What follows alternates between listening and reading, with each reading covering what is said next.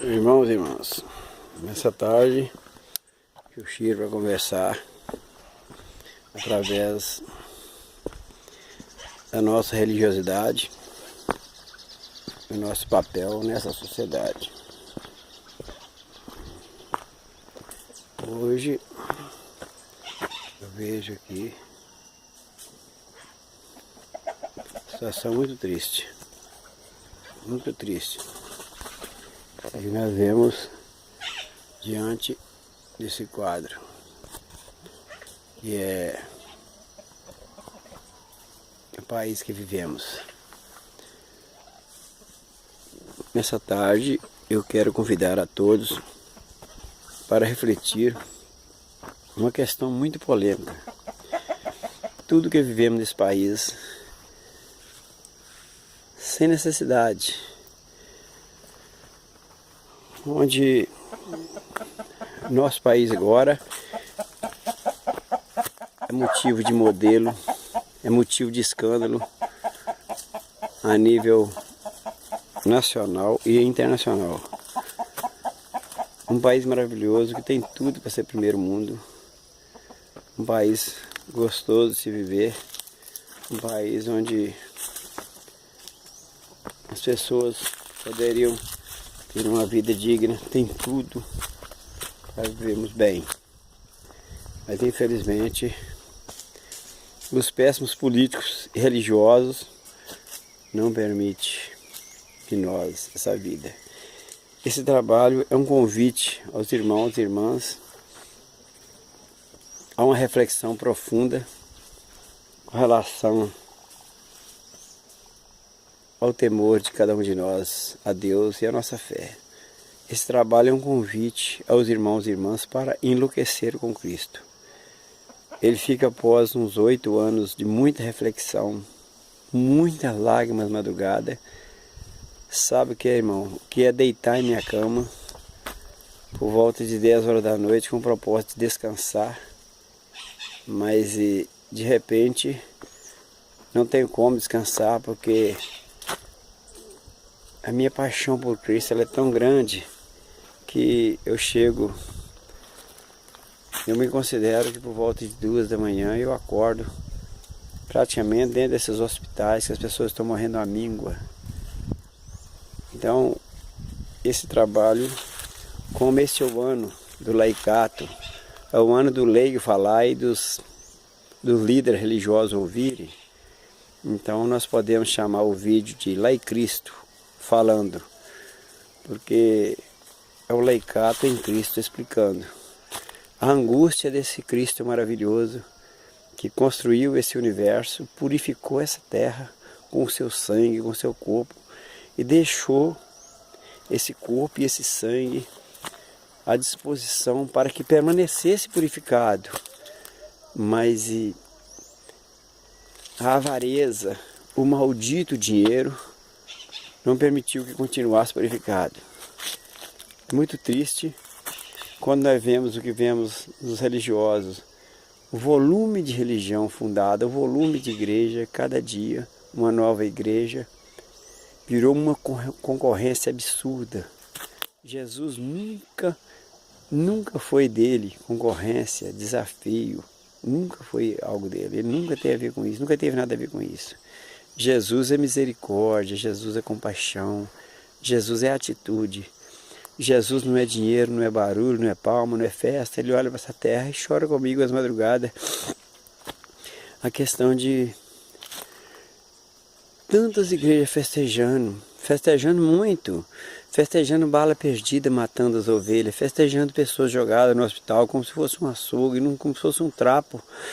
Às madrugadas, muitas vezes a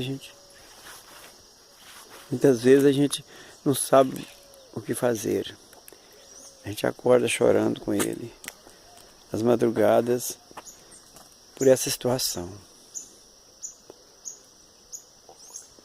Se as religiões é misericórdia, se elas é compaixão, se é atitude, com tanta igreja, por que estamos assim?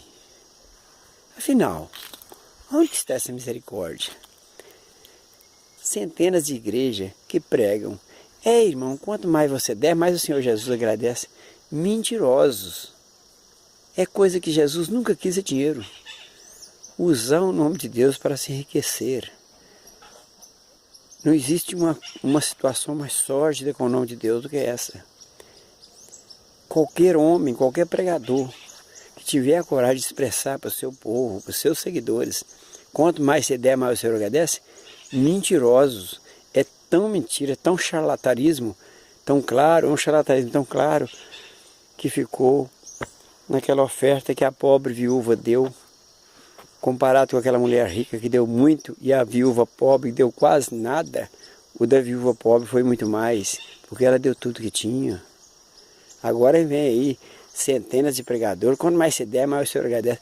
Como se o céu tivesse à venda, como se a glória do Senhor Jesus tivesse à venda, como se pudesse voltar em alto vapor, a casa de Deus no mercado, na qual Jesus teve ira e chamou que não é lugar de covil de ladrões. Pastores perversos que levam para o altar do Senhor boletos bancários. Se eu não arrecadar tanto, a emissora vai ter que fechar. Que bom que não abrisse para isso, para praticar esse tipo de atrocidade em nome do nosso Deus. Um Deus maravilhoso, um Deus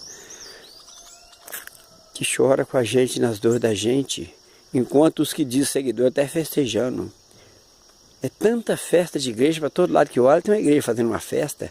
Tudo para eles é motivo de festa. A gente não está vendo a hora que as igrejas começam a queimar fogo de artifício de comemoração a cada uma cabeça que rolar com injustiça, a cada uma bala perdida que matar um inocente. Só falta a igreja queimar fogo de artifício e glorificar isso aí. Viva, morreu mais um pobre inocente. Um país que paga a carga tributária mais cara do mundo, que é o objetivo da segurança pública, e ter essa precariedade. Usar as cargas tributárias que não dá para entender. Valores absurdos. Valores absurdos. A maior parte do ano é trabalhado só para os impostos. O ser humano parece não ter direito à vida no Brasil. Um país maravilhoso, um povo humilde, um povo bacana, um povo acolhedor, um povo hospitaleiro. Mas com tanta perversidade, até na religiosidade. Como que pode? Quanto mais igreja, mais desgraça. Como que explica? Quanto mais religião, mais tragédia. Quanto mais religião, mais inocente morrendo com bala perdida. Quanto mais religião, quanto mais igreja, mais perversidade administrativa de gestores por esse país afora. Roubando uma coisa horrorosa. E as religiões que não querem falar do fato, ela é comparada com o pedreiro que não quer falar de cimento, ela é comparada com a cozinheira que não quer falar de tempero, o religioso que não quer falar desses fatos, pastor, padres ou bispo que seja eles é comparado para Deus com o mecânico que não quer ouvir falar em problema de carro, é comparado com o médico que não quer ouvir falar de enfermidade. Conclusão, eles não são nada, são exploradores do povo, porque em toda e qualquer profissão, alguém que recebe sem trabalhar é chamado de quê? É chamado de vagabundos, é chamado de irresponsáveis, é chamado de charlatão. Se eu pego um serviço para fazer e não cumpro o meu trabalho e quero receber esse mesmo, o que é isso para a sociedade? O que é isso para a sociedade? Do pouco que eu entendo, é exploração. Do pouco que a sociedade já me ensinou, é roubo. É roubo. Pagar para um trabalho no qual não foi executado. Pagar por algo que não foi feito. É fazer as pessoas de boba, é extorquir as pessoas. Esse é o ditado popular que a sociedade prega. Então por que